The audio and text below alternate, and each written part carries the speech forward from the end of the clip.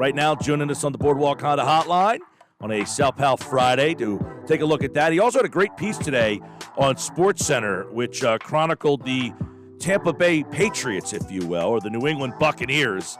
Sal Paolantonio getting ready for Super Bowl 55. And, of course, he's a part of Sal Pal Fridays here. Our buddy Johnny G and the Burger Realty team delivering us Sal Pal on this Friday afternoon here on the Sports Bash on 97.3 ESPN. And there we go, Sal Paolantonio. It is the Super Bowl week. We're ready to go, but the Eagles at the top of the list. New coach Nick Sirianni met the media today, and a lot of people seem to be kind of indifferent, underwhelmed, scratching their heads. Did he answer anything for you that stood out?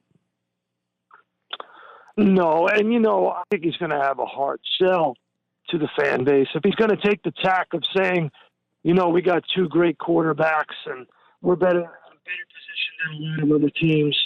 So that's going to be a difficult sell for him. I don't see how that passes muster with Eagles fans. Apparently, Mikey wasn't watching the season because Carson Wentz had an historically bad season, and Jalen Hurts faded fast in the final two games. And who knows, maybe with the sixth pick, after they tanked the last game with the sixth pick, maybe they take a quarterback. Everything is on the table right now, Mike, and for him to say, we got two great quarterbacks, I think that's gonna go over like the old, as they say, lead balloon with this fan base. Yeah, and look, we didn't expect him to come out and name the starter, but for him to say he's hasn't looked at tape, hasn't thought about it yet. Look, the minute you get that job, you're thinking about every roster scenario under the sun, right? He's gonna get coached up by a PR department on how to answer those questions. He's going to have to be a lot more sincere, forthcoming, specific, understand the moment, understand the context, understand the fan base that he's talking about. This is not Indianapolis anymore, and it's not San Diego anymore. This is Philadelphia, the city that loves to shove you back.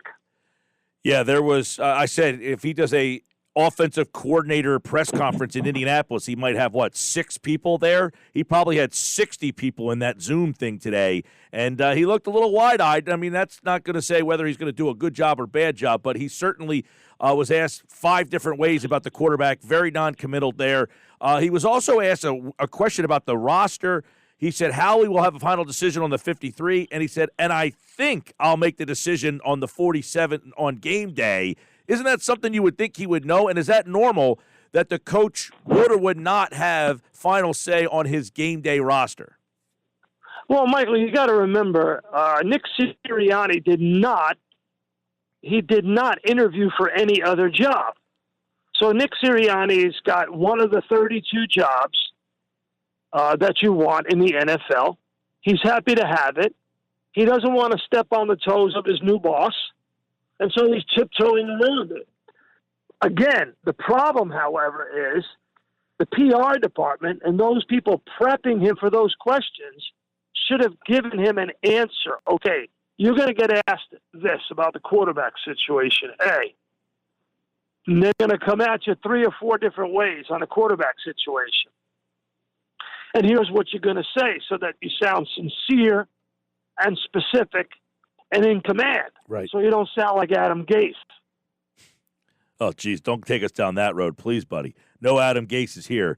Sal Paolantonio, for the most part, too. I'm not wrong, Michael. No, and that's what, when he was asked about Wentz, he was asked about the quarterback situation, and he obviously didn't want to touch that. He didn't want to. But you're right. He seemed as if it almost seemed like they didn't tell him, hey, you're going to get asked 5 different ways about this quarterback situation. Like, he was kind of just like, I don't have an answer.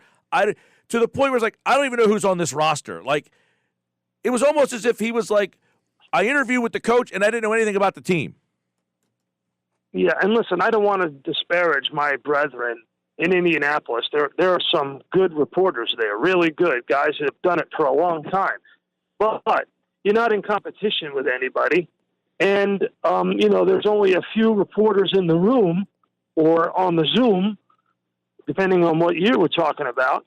And this is a completely different situation. You're walking into a new job with a home-cooked quarterback controversy. Yeah. And a beloved coach who was just fired, summarily let go, or mutual parting of the ways, however euphemistically you want to say it. And very few people understand why that happened. And now, and again, poor Nick Sirianni, not prepared properly for the circumstances. Okay, you might say, well, he's a big boy. He should have understood it. He should have had an agent who prepped him properly. They've got a very competent PR department with the Philadelphia Eagles. We all know them well. They handled Andy Reid. They handled Doug Peterson. They handled Chip Kelly. This should be a layup. And I thought that, listening to that press conference, that Nick Sirianni was not prepared properly for the questions that were going to be asked and for the different permutations of the questions. This is not rocket science. These kinds of press conferences happen all of the time. And specifically in this circumstance where things are extraordinarily complex and the fan base is paying attention times 20 to what's happening with an introductory press conference for the Philadelphia Eagles, he had to come off better than he did today, in my view. Yeah, I agree. I also thought they cut it a little short because I think there were questions that should have been asked that there was a lot of reporters in that Zoom that never got a chance to ask a question, and I think the Eagles owed it to the fans after that season and this coach being kind of coming out of right field to let everybody get a question in there. I don't know why they cut it so short. I guess because Laurie spoke for a half an hour. Yikes, it felt like 3 hours. Oh, gee, it was. Laurie was rambling for a while. Sirianni's opening statement was very long as well. Let me get, Sal, what are you hearing and what's your thoughts on the staff that he has put together? Very young, inexperienced staff. And we did find out today that Sirianni will call his own plays. Well, he better call his own plays. That's the reason why he was hired. Mike, you hit the nail on the head. Young and inexperienced. And what you're doing is replacing a guy, Doug Peterson, who won a Super Bowl, and you're replacing Jim Schwartz as the defensive coordinator, who's been around the league as a head coach and defensive coordinator and did win a Super Bowl. Yeah.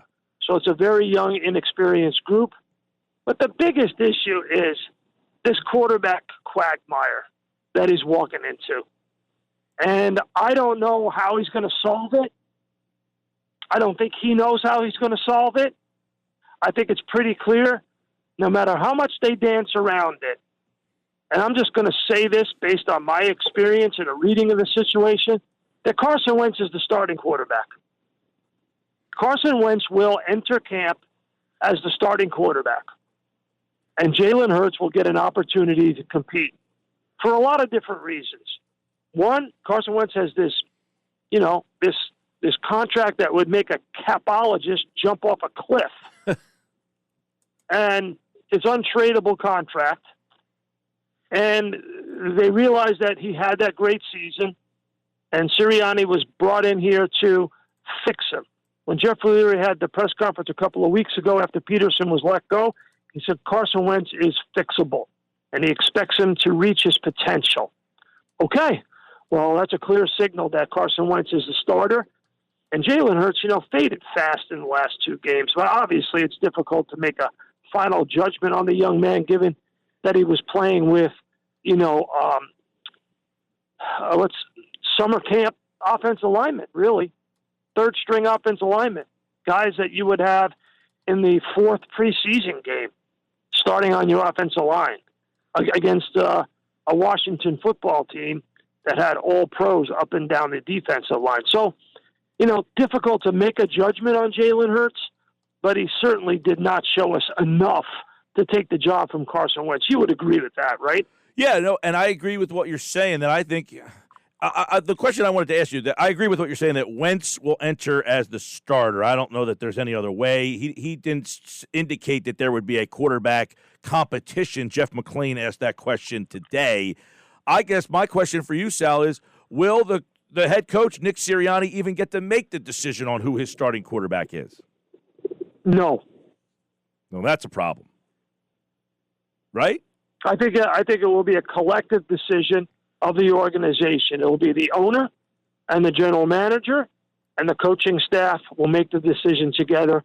I don't think it'll be Nick Sirianni's call based on what I see. All right. That, of course. And you, of course, have to agree with that. I mean, come on. Oh, that's why I asked the question. I just wanted to hear it from you rather than me say it. Right? I mean, I agree with what you're saying. The fact that you say it and agrees with me thinks that at least makes me feel I'm on the right page. That Sirianni, after that today, was being said, look, don't say anything about the quarterback because no decision has been made. Meanwhile, a decision has been made. Well, and, listen, what we have now is everywhere in the league, teams are looking at quarterbacks who may be available in a trade. Deshaun Watson wants out in Houston. Whether that's going to happen, I don't know. Is some team going to blow them away with an offer? They could, but Houston's got to be out of their minds. David Culley's got to go to Deshaun Watson's house and sit down with him and his family and say, listen, and his agent and say, listen, I'm with you here. We're in this together. Let's try to do this and fix this. For God's sakes, the governor of Texas should show up. Mayor of Houston, whatever it's going to take. Don't let that young man out of town. Yeah. He's a singular talent, a pyrotechnic talent of great ability, great community-minded guy, never gets in trouble, fabulous teammate. We're talking about a gold-plated guy. Didn't he win a national championship at Clemson?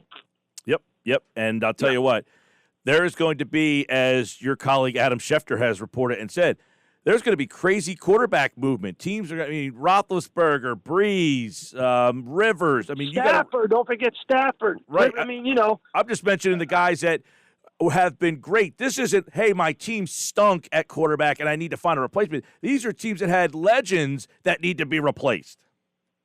Right. And so you look at where Carson Wentz is in the pecking order of that, right? Where does he rank in those guys that might be available? Well, he's definitely below Deshaun Watson, right? Yep. He's definitely below Matthew Stafford. We can establish that, right? Yeah. Okay. What about Jared Goff? I guess it depends on the system you're in, right? What about Aaron Rodgers? Could he be available? Well, that really adds What about Jimmy G? Could he be available? What an offseason. What about Sam Darnold? Could he be available? Right. I mean, go down. Cam Newton's going to be available. I mean, go down the list. Yeah. Mike Gill, go down the list. Where does Carson Wentz fit? So if the Eagles pick up the phone and say, hey, Carson's available, well, so is Matthew Stafford, Deshaun Watson, Jimmy G, Aaron Rodgers. I mean, go down the list. And I don't have Carson on my list. Thank you. Yeah. Have a nice day. Which lowers your return on investment if I have other options out there. Well, I think that's the point, though. Yep. Isn't that the point? They've already realized that. They already realized the context. They already realized the situation in which they are living right now. And they realize, hey, we're stuck. Yeah.